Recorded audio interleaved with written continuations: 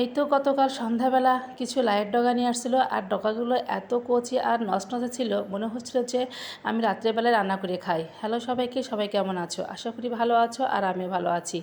তো যাই হোক, এখন বাজে হচ্ছে সকাল 7:30, আর এই ডগাগুলোর ভিডিও ছিল আগের দিন সন্ধ্যাবেলার ভিডিও। তো যাই হোক, মাছগুলো কিন্তু রাত্রেবেলায় নিয়ে আসছিলো, তো সেটা আর আমি বানাইছিলাম না, তোমাদের সাথে শেয়ারও করিনি। তো সকালবেলা একদম ফ্রিজ থেকে বের করে ভিজে রেখেছিলাম, যে আমার সকালে কাজকর্ম সারতে সারতে মাছগুলো দেখে ভিজে যাবে। তো ঘর ঝাড়ু দিয়েছি, উঠান ঝাড়ু দিয়ে, তারপরে হচ্ছে বাসন ছিল সেগুলো একদম ধুয়ে পরিষ্কার করে নিতে নিতেই এর মধ্যে মাছগুলো একদম ভিজে গেছে। তো মাছগুলো সুন্দর করে একদম কেটে নিলাম, আর ধুয়েও নিয়েছি। এখানে হচ্ছে এটা জিয়াল মাছ, দুটো ছিল কই মাছ, এটা আগের ছিল ফ্রিজে, আর হচ্ছে ছিল শোল মাছ, একটু ছোটো সাইজের। তো মাছগুলো খুব টাটকা ছিল।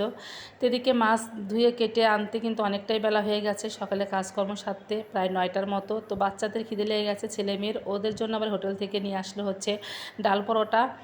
তো ওদের খেতে দিয়ে আবার চলে আসলাম বিছানাটা গোছানোর জন্য, যেহেতু সকালে উঠেই একদম কাজে হাত দিয়েছি, আর বিছানাটা আজকে গোছানো হয়নি। মেয়েটা ঘুমাচ্ছিল, যার জন্য আর হচ্ছে আমি ওকে ডাকিনি। তো উঠে গেছে, এখন বিছানাটা গুছিয়ে নিলাম। আর এই তো দুটো চার্জার ফ্যান, আসলে চার্জার না, এটা হচ্ছে ব্যাটারিতে চালানো হয়। রাতে তো প্রচণ্ড কারেন্ট ডিস্টার্ব করে, যার জন্য এই ফ্যান দিয়ে একটু ঘুমানো যায় আর কি।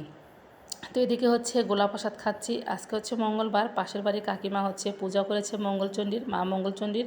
তো সে প্রসাদ অনেক যত্ন করে আমার জন্য পাঠিয়েছে, তো আমি একটু খেয়ে নিচ্ছিলাম। তো এদিকে খেয়ে তারপরে হচ্ছে সব কিছু গুছিয়ে নিচ্ছি।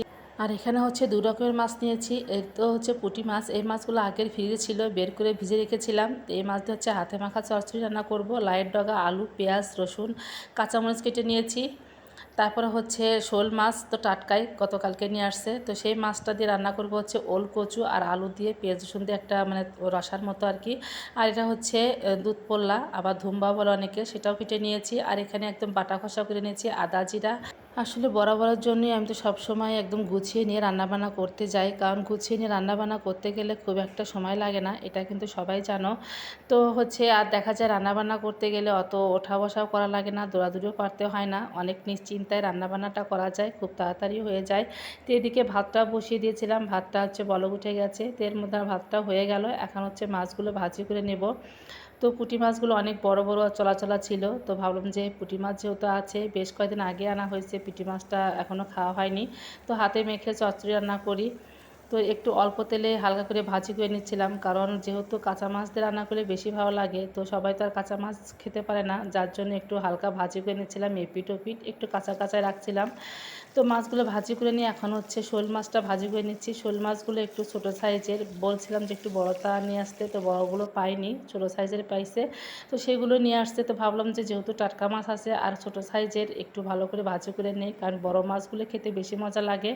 তো মাছগুলো ভাজি করে নিয়ে এখন হচ্ছে আমি তরকারিটা রান্না করব। তো ওল কচু আর আলু ভালো করে ভাজি করে নিলাম তেলের মধ্যে দিয়ে, তো ভাজি মোটামুটি হয়ে গেছে। এখন দিলাম পেঁয়াজ কুচি, আর একটুখানি রসুন রসুন হচ্ছে থেতো করে দিয়েছি। আসলে পেঁয়াজ কুচিটা যদি আগে দিতাম তাহলে একদম ভাজি করতে করতে পুড়ে যেত, ওই জন্য একটু মাঝপথে দিয়ে দিলাম।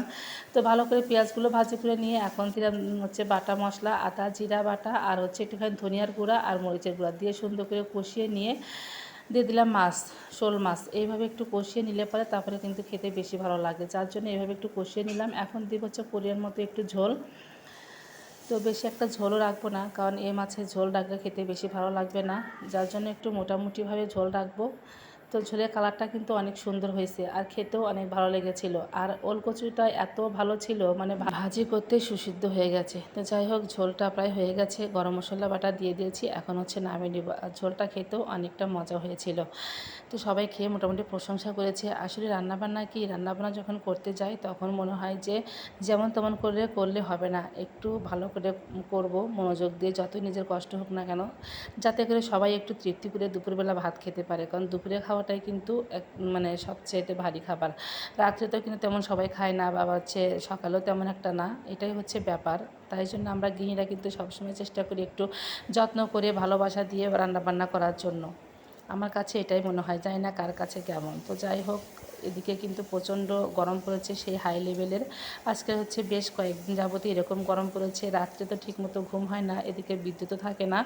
এই তো হচ্ছে সমস্যা তো শেষ নেই, জীবন সমস্যা। তো যাই হোক এদিক বক বক করতে করতে কিন্তু আমার ঝোলটা নামিয়ে নিয়েছি, ভাজিটাও হয়ে গেছে। এখন হচ্ছে হাতে মাখানো তরকারিটা নামিয়ে নেব। আসলে কী ব্যাপার যে গল্প করতে গেলে আমি সহজে আসলে চুপ মেরে যাই না, মানে গল্প করতে থাকি। আসলে গল্পটাতে কোন দিকে যাচ্ছে সেটাও নিজে বুঝতে পারি না। তো যাই হোক এদিকে চচ্চড়িটাও প্রায় হয়ে গেছে, এখন নামিয়ে নেব। আর চচ্চড়িটা যতটা স্বাদ করে রান্না করতে চেয়েছিলাম খুব একটা স্বাদ হয়নি, তো যাই হোক একদম খারাপও হয়নি, ভালোই লেগেছে। তো যাই হোক আজকের ভিডিওটা এ পর্যন্তই। ভিডিওটা ভালো লাগলে অবশ্যই লাইক কমেন্ট শেয়ার দেওয়ার পাশে থেকো। আর দেখা হবে নতুন একটি নেক্সট ব্লগে। সে পর্যন্ত সবাই ভালো থেকো, সুস্থ থেকো। টাটা।